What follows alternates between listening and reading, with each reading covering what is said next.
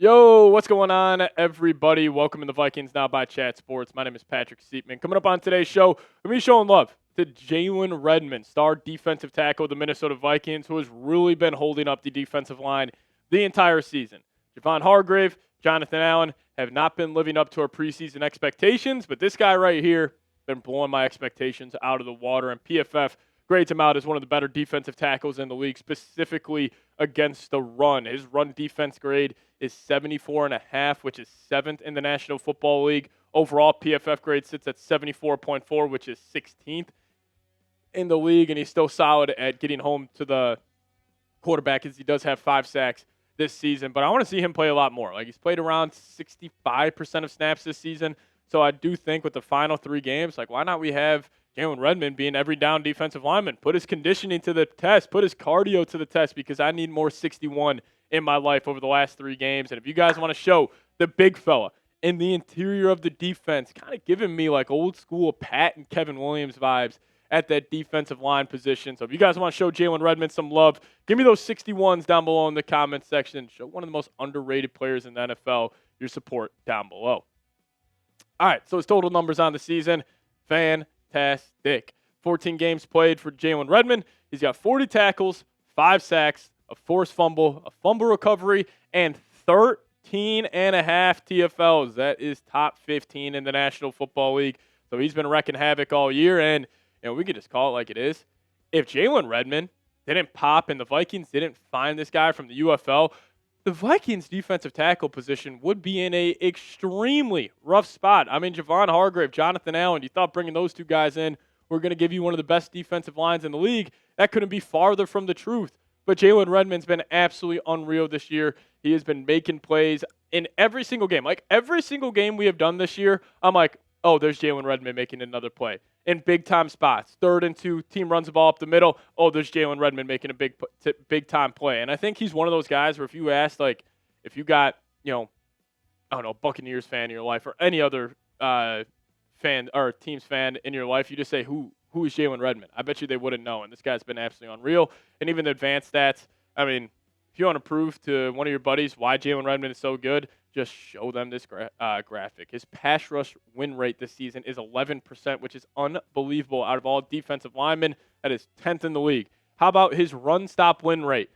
40%.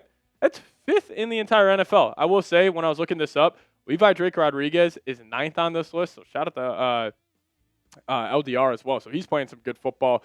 But I do think the question becomes with Jalen Redmond is, how much is he going to get paid? Now, the Vikings do have his bird rights for this next season. So since he does come from the UFL, they have full control over him for this next year. Like, they don't need to pay him. They don't need to do anything with his contract. But if I was the Vikings, I would maybe try to get ahead of it. I would maybe try the Vikings to pay him early, because if he does what he did this year, he replicates it for next season, I think Jalen Redmond could be getting more than what I said, around $15 million.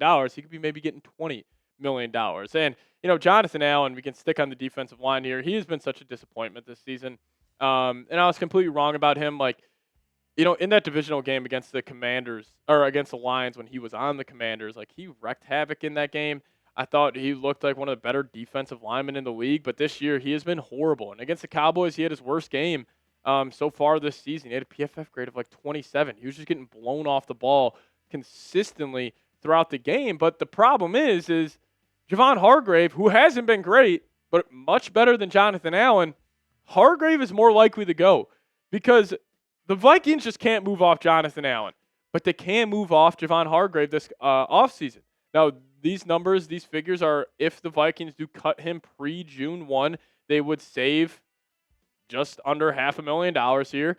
They would take on $10.5 million in dead money, but also open up $11 million in cap savings. And a big reason for this, I mean, Hargrave signed a 2-year deal. Jonathan Allen signed a 3-year deal. And Jonathan Allen's numbers, not good. You would only save $4.28 million, but the dead money you would be taking on would be $17.33 million. So obviously it's going to be easier for them to move off Hargrave. If you can try to trade Jonathan Allen, I say you do that. But I think the Vikings, like, you took your risk at the defensive line. You tried to get Allen. You tried to get Hargrave. Hasn't worked out. You got a stud in Jalen Redmond. Let's completely reset around Redmond. Go get another dude next to him and just completely get younger, get more athletic on this defensive line, and that probably starts with moving off number 93 and 97. But before we dive into more Jalen Redmond talk here, I do want to show you guys a lot of love. We are closing in here on 68,500 subscribers. So shout out to all the real ones. I always appreciate all of you guys that hit that subscribe button. I know we ask you guys a lot, but you guys are the best fans in the world. And if you guys haven't already, hit that subscribe button today. We just need 192 more of you guys to subscribe to the channel. So if you guys haven't just yet, change it. Hit that sub button today. All right, coming up next year on the show, why Jalen Redmond is easy to root for. Now, obviously, he's kind of got a goofy personality to him. I don't know if you guys have seen that one, that mic'd up session he had. He was absolutely hysterical in that, but he's also got a really cool story around him, and we'll kind of take you through that coming up here in just a second. But before we do so, I got to tell you guys about today's sponsor. That is Factor Meals. Eat smart at factormeals.com/VikingsChat50 off and use code VikingsChat50 off to get 50% off your first box plus free breakfast for 1 year. Eating well during the holidays can feel impossible. That's why I use Factor's chef-prepared, dietitian-approved meals to help me stay balanced and energized through the most indulgent time of the year. And I love Factor because they got more variety and more meals. Choose from a wider selection of weekly meal options, including premium seafood choices like salmon and shrimp, and no extra cost. And covering the Minnesota Vikings here at Chat Sports, I live a busy lifestyle. And sometimes I don't always feel like making a home-cooked meal when I get off of work, and that's where Factors came in and completely changed my life. So eat smart at factormeals.com/VikingsChat50 off and use code VikingsChat50 off to get 50% off your first box plus free breakfast for 1 year. That's code VikingsChat50 off at factormeals.com for 50% off your first box plus free breakfast for 1 year. This exclusive holiday offer won't last. Lock in your savings before the New Year rush. Offer is only valid for new Factor customers with code and qualifying auto-renewing subscription purchase. All right, let's talk about Jalen Redmond a little more in depth and talk about the person he is, because obviously, it's easy to see why all Vikings fans should root for Jalen Redmond on the field. But let's talk about his story a little bit. So before his freshman year at Oklahoma, Redmond was diagnosed with blood clots in his lungs, and it was potentially originating from a leg injury, and that caused him to miss most of his time at Oklahoma. He was just kind of in and out of his lineups once he was able to get over that. But this was a guy, he was a 5-star coming out of high school. He actually, I'm pretty sure, had his first Division I offer before he even got to high school. So this guy was viewed as like a total physical freak, one of the better defensive linemen in the country when he was back in high school. Then he finally gets that scholarship from Oklahoma. Like, he's probably feeling like, man, this is where I'm about to do. I'm about to go dominate Oklahoma. I'm about to go be a top 15 pick in the NFL draft. But the blood clot issue, out of his control, completely derailed his plan on how he thought he was going to get to the NFL. But what did he do? He took the UFL route. He played in 10 games there. He had 18 tackles, 4.5 sacks, and had actually 4 PBUs on the line of scrimmage, which is pretty cool to see as well. But he also had a forced fumble. So he had a really good year in the UFL. And the Vikings GM, Kwesi Adofo-Mensah, called him up and brought him to Minnesota. And then that's how he got in the NFL. And I do think, like, if I had to say, like, there's somebody asked me, what was Kwesi's best move so far as the Vikings GM? I think it's finding Jalen Redmond, because he was available for every single team. Every single team had a chance to sign him. But the Vikings found him, watched his UFL tape, saw this guy could translate to the NFL level, and now you got one of the better defensive linemen in the NFL. And the thing about Redmond, it's not like he has like a good game every month, or it's not like he's one of those guys where it's like, oh, he has a great game every month, and then he has 3 bad games. He has a good game every single game.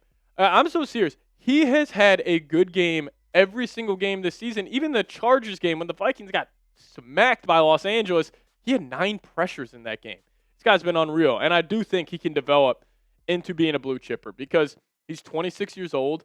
He's hitting his physical prime, and just even seeing the tape he had last year compared to the tape he had this year, I can't imagine what that dude's going to look like next season, because he also shows improvement not just year to year, but week to week. Like, this guy steadily improves. He sticks to his craft. He's incredibly easy to root for, and I could not be happier that even though Hargrave, Allen, really the Vikings smoked those 2 free agent signings, but you found a diamond in the rough, and you found a hidden gem in Jalen Redmond. So let me ask you guys this. It's a tough question. Is Jalen Redmond a top 5 player on the Vikings? Why for yes and for no? I'll quickly try to run through it. I didn't even think about this before I started filming this show. So you obviously got Jefferson. You got Darisaw. Those two are locked 1 and 2. I think Brian O'Neill, top 5 player. Jonathan Grenard. So there's 4. And now I'm debating between Redmond and Jordan Addison. I think I would go Redmond. I think I could. Like, if you told me, like, you had to pick one to build a roster, crazy to say, I'd rather take Redmond, the UFL guy, over Addison, the first-round pick. But, Andrew Van Ginkel. Nah, never mind. Gink's probably 5. So maybe he's just on the outside looking in. So I'll actually probably be typing my N for nose on this one. But you guys, let me know your thoughts. We'll get on out of here. As always, let's go Vikes.